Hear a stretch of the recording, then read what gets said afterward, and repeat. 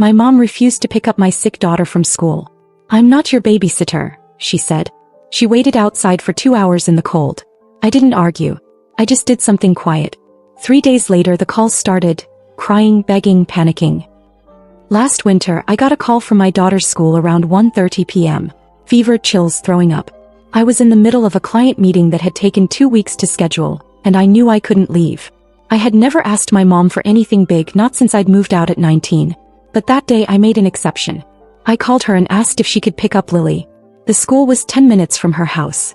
I explained everything, how sick Lily was, how I was stuck until 3, how all she needed to do was pick her up and keep her warm at her place for a bit until I got there. I even offered to bring groceries over the next day or pay her back for gas. He cut me off. "I'm not your babysitter." That's all she said. Not even a sorry. Then she hung up. It wasn't the first time she acted cold, but it was the first time it hurt someone other than me. Lily is 7. She's never asked anyone for much. She had the flu and she was scared. The nurse had to leave early that day, so they moved her to the front office. Then the receptionist said she couldn't stay there either. Too many germs. So they told her to wait by the front entrance until someone came. I didn't know that part until later. When I pulled up, Lily was sitting outside on the concrete bench, hugging her backpack like it could warm her. Her coat was zipped up to her chin, but she was still shivering. Her cheeks were red from the cold, but not from fever. Her eyes were glassy. She looked like she'd given up waiting for anyone else. She didn't even cry when she saw me. She just stood up slowly and said, "Can we go home now?" That night I didn't sleep. I laid next to her and I thought about all the times I'd swallowed things for the sake of keeping peace. All the times my mom said I was dramatic, ungrateful, soft.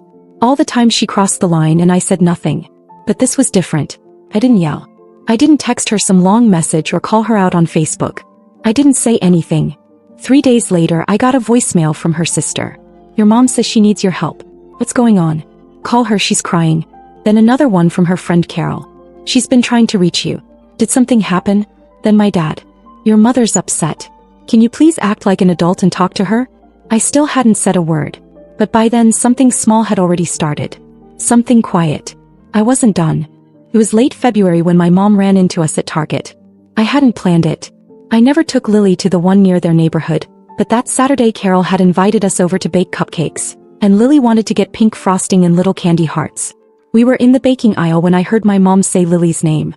Lily turned around and smiled, but not the way she used to. It was a polite smile, not excited, not rushed. Just polite. My mom bent down, arms open, but Lily didn't move. She said hi, then turned back to look at the shelf. I didn't say anything either. I just waited. She stood up slowly and asked what we were doing there. I said we were on our way